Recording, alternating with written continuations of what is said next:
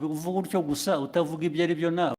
Minisitiri Olivier ndetse n'uwo bita Mutesi Scovia, aho batari kuvugwa rumwe. Iki kibazo cyabo Paul Kagame His Excellency of Rwanda nawe akaba yaje kugikemura, aho cyateye impagarara hirya no hino.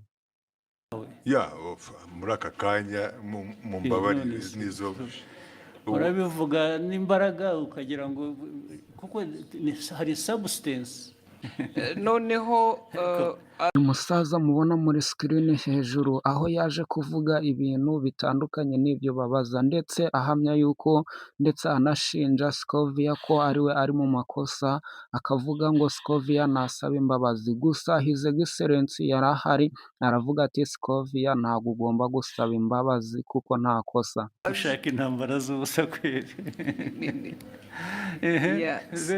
hanyuma aza gusubiza, ndabyibuka hari ku cyumweru, ngira ngo hari nuko nari njyenyine iyo mba ndi kumwe n'undi aba yarangiriye inama itari igisubizo natanze, kuko naje mvuga nti ntiwigeze utubwira ikosa twakoze ngo turikosore, kuko we yagaragazaga ko dukwiye gusubira kwiga igifaransa. Izi mpaka zaturutse aho Olivier Nduhungirehe yari avuye mu gihugu cya Congo mu bibazo byari byabaye, noneho avuga ururimi rw'igifaransa, aho Scovia yaje kubisesengura avuga ukuntu yaruvuze, abivuga bitandukanye n'ibyo Nduhungirehe yavuze.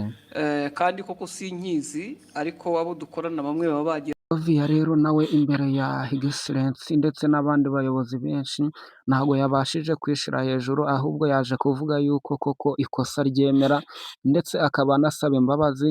Aravuga ati mu magambo yoroheje ati igifaransa koko sinkizi, kandi abo tuba turi kumwe bo baragerageza, rero ni mu mbabarire rwose nakoze ikosa kandi ntegereje ngo ndikosore, ibutaha ntabwo bizongera gukorwa ukundi.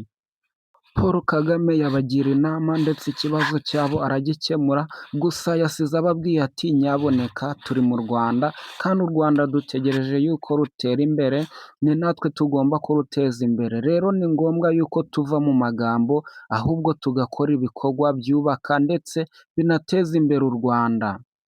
Iki ni ikibazo cyagarutsweho na His Excellency Paul Kagame, aho yatangiye avuga yuko abanyamakuru basigaye bavuga ibintu biboneye, gusa iki kibazo bakigiyemo batanga komentari hirya no hino, aho Scovia yaje kwemera yuko ikosa arifite, gusa His Excellency Paul Kagame yaje kumubwira yuko nta kosa afite ryo kuba yasaba imbabazi. Ngayo nguko rero uko niko byagenze muri uru rubanza.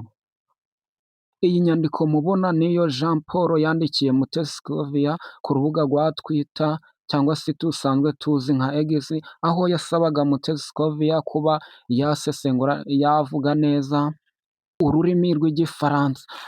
Mbibutse yuko uyu Olivier inyandiko we yavuze cyangwa se yabivuze mu rurimi rw'igifaransa, gusa Scovia Mutesi we yatanze ubutumwa ku banyarwanda mu rurimi rw'ikinyarwanda. Gusa ikibazo gihari yuko Olivier Minisitiri we avuga yuko ibintu Scovia yasobanuye mu kinyarwanda atari byo, nibwo yamusabye we na timu yiwe kuba bakongera bakihugura mu rurimi rw'igifaransa, gusa Scovia nawe ntabwo aba abyumva neza, nawe ntabwo abyemera.